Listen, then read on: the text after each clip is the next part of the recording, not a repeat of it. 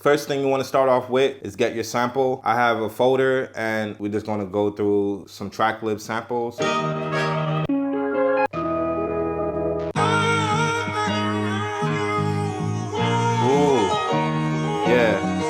Once you find a sample you like, you just press load. A quick shortcut to get to the sample edit is to do shift and mute, and you'll be presented by your sample. Now, when it comes to finding the chops, it's all about picking the right sample to begin with. This whole thing I could chop up. 4,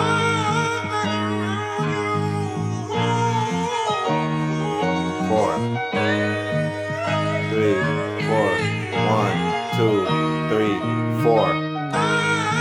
And you can stop it with the red pad. It has more parts right here. And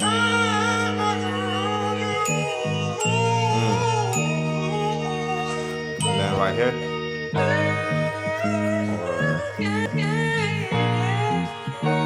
So my point is there's many different chops I could get out of this, but let's just start off simple. I like the first one. I'm gonna grab the first 4 bars of it. And I know it's 4 bars because when I count it, 1, 2, 3, 4. 1, 2, 3, 4. 3, 2, 3, 4. 4, 2, 3, 4. And then we could just zoom in. It doesn't have to be perfect, but what I would like to do is just go to shift and press 0 snap. 0 snap is so that there's not that much clicks. If you zoom in, that's about right. You ain't got to get that crazy with it. I want to process this, and I don't want to discard. Like I said in my other video, if you read it, which I know many people didn't read, pressing do it will discard the data beyond the start and end point, and you won't have the whole sample. You would just discard everything else. You don't want to do that if you want to get more chops out of your sample. So what you want to do is just go to extract and then name that chop. Make sure you name your chop so you stay organized. I'm just going to call this chop 1. Press do it. Now click at the top part where it says sample, scroll back, and now you have your whole chop. Make sure there's nothing in the beginning. So when you have something in the beginning like that, just make sure you trim that. Just use the start button, bring it closer, and then you could discard because we don't need that part. So now we have our whole chop. And look how it says 159.75, kind of a weird BPM, but the actual BPM is 80. It's best that you find your samples from websites that offer you the actual tempo. It just makes your life a bit easier. If you double 80, you get 160. So I could just change this to 160 so that everything is properly stretched. And now what we can do is, since it's lined up with it, I just go to BPM, and now I have all my chops. And one thing too, what I didn't realize, this may help someone out there. If you go to shift and it's not on one shot, this is what's going to happen.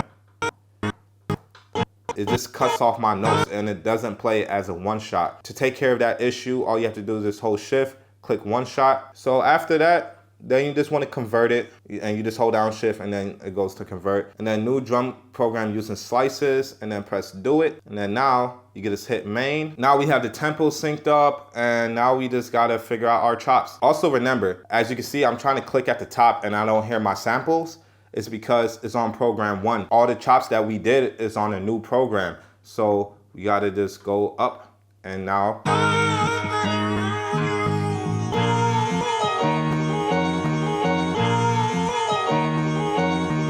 So I could break up the sample like that. That's what I like to think about samples. I like to start off simple and then I could break it up. That's how you can have different sections. So it's only 4 bars. I want to go to at least 8. And to have your metronome on, just click up here, and then you can either have it on while you're recording or while you're playing. 2, 3, 4. 1, 2, 3, 4. 1, 2, 3, 4. 1, 2, 3. So I can already tell some notes are off, which is fine. And if you don't have it on auto correction, make sure you go to TC and then put on your global timing correct. That's pretty much to quantize it.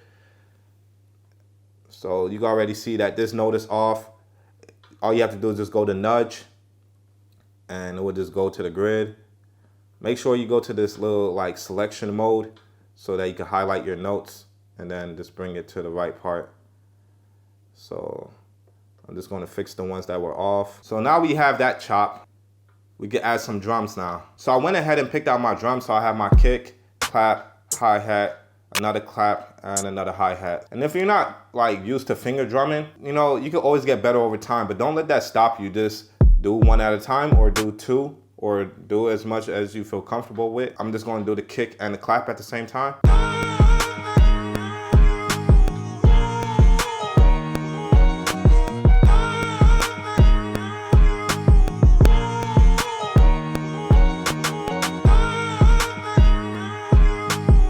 So I'm liking this pattern.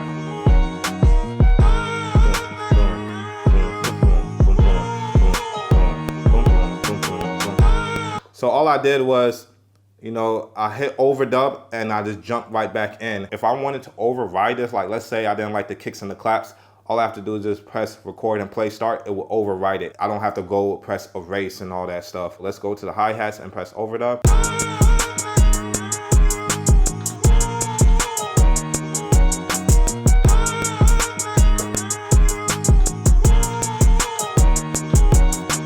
That's why I like to use two hi-hats, because sometimes you just want a simple rhythm and you don't want to add all these hi-hat rows. But if you just add one hi-hat, it just kind of gets repetitive and boring.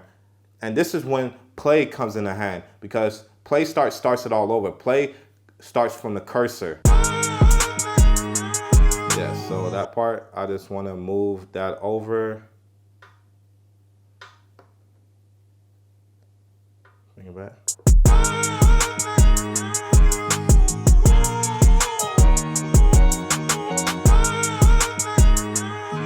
And then this part, I want to move this note over. It could get very minutiae at times.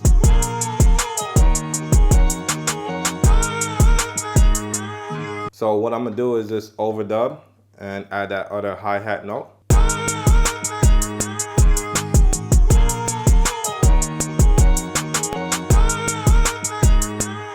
So I would add that third note right there. Overdub again, play start.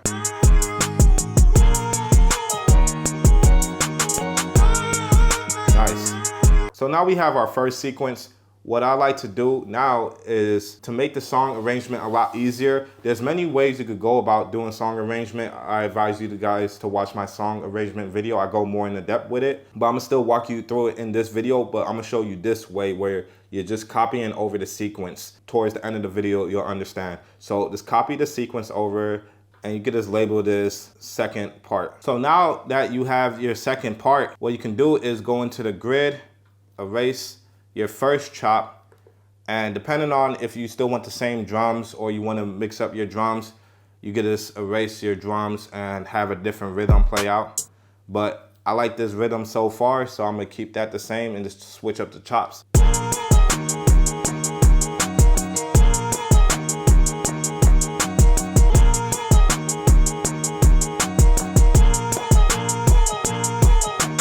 And then pretty much you just repeat that process so you have more of an arrangement. So I want to copy the sequence again, and I'm gonna say third part. For this one, I want something different.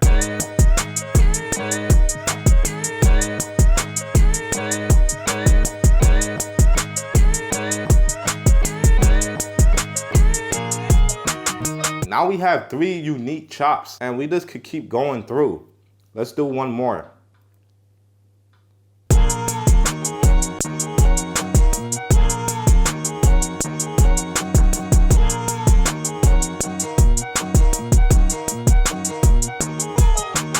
Okay, I messed that one up, but I actually like that da da da da. So I really don't want to like start the whole thing over, but I want to just erase these notes.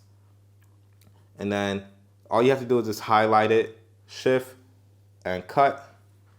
And then we can highlight this and do shift, copy, shift, paste. And it's gonna go to where the cursor was at. So I didn't really line it up properly, so I could just use the nudge knob to bring it back. Now we could just figure out what could be our intro. I'm just gonna copy over the 4th one and call this intro.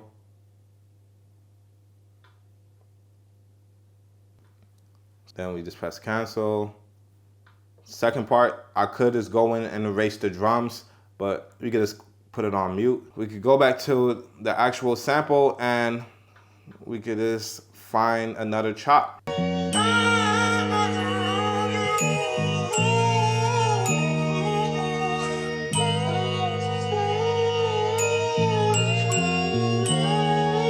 That could be the outro, really.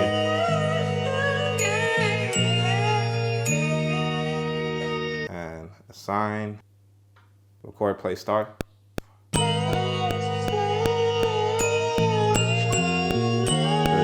4, 1, 2, 3, 4, 1, 2, 3, 4, 1, 2, 3, 4, 1, 2, 3, 4. We could go through, add some 808s, but when I heard this sample,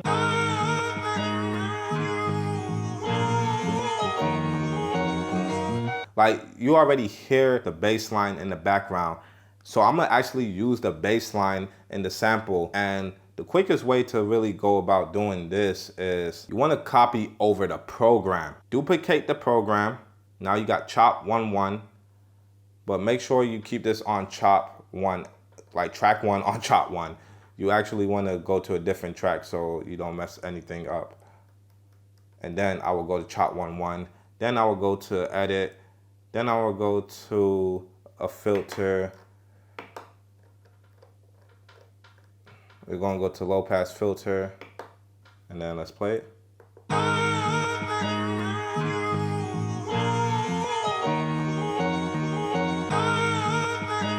But let's go to track 1 and solo that. It's easier to copy the program and then also copy the track as well. And we're just gonna put bass line. And then we're just gonna find that program again, chop 1-1, unmute that. You're just gonna go here. The filter is already on it. All right. So now let's go to edit.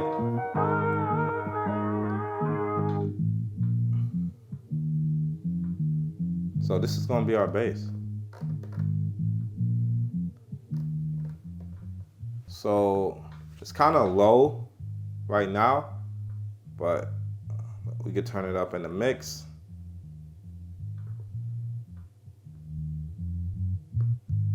And then we could use some distortion to also bring it up as well. Let's go to harmonic distortion.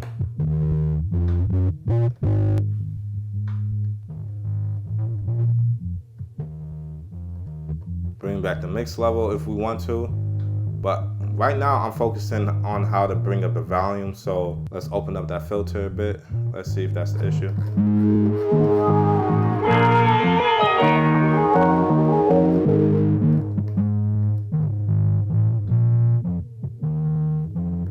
And the cool thing about this, you don't have to do the effects again, because as long as it's on the same program, all you have to do is just copy the track.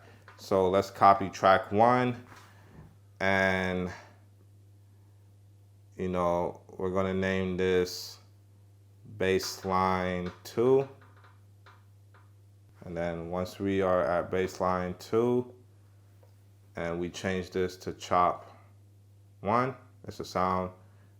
Let's just mute everything to make sure it works this way.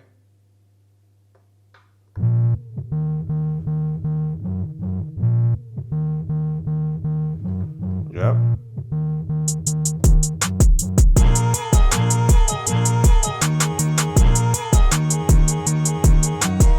And then we're just gonna go through and do it for the rest of the other ones. So like I said, just copy the track.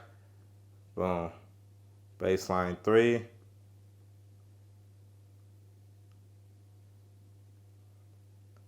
Do it, and then baseline 3, chop 1-1.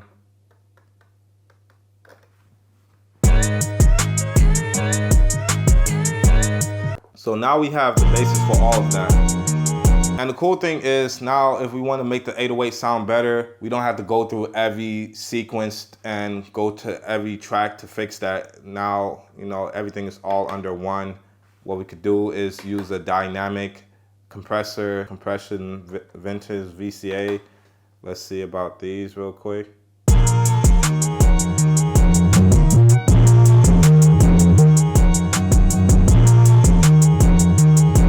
This sounds cool.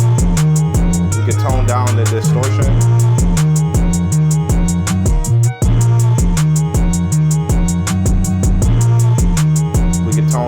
the low pass.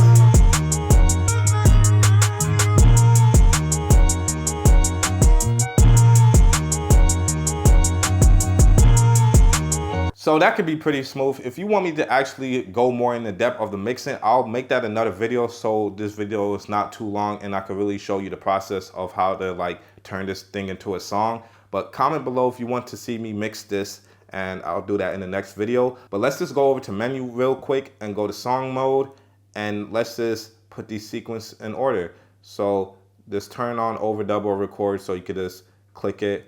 So we got sequence 1, but remember, that's not our intro, so we're gonna do intro into sequence 1, and then sequence 2, sequence 3, sequence 4, and then outro. Now, obviously, you could go more into depth and make your own chorus and bridge part, but let's just hear all this together right now.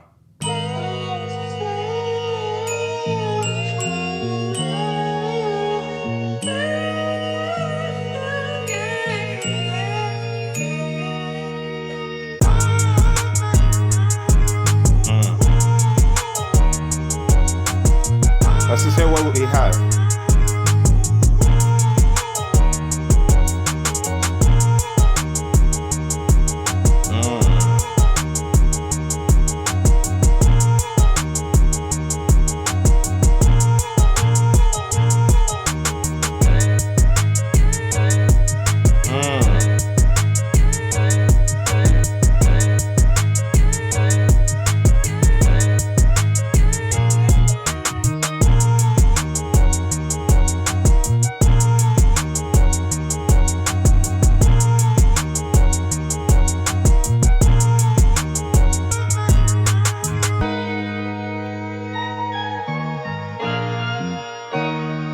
Yo, that fourth chop is crazy.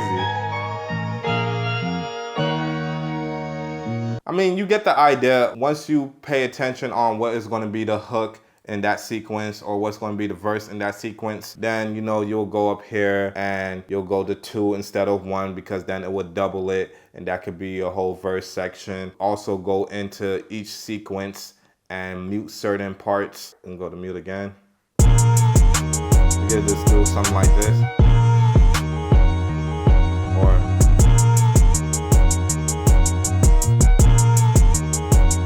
so if you enjoyed this video, like and subscribe. Hopefully you guys learned a lot from this video, and peace.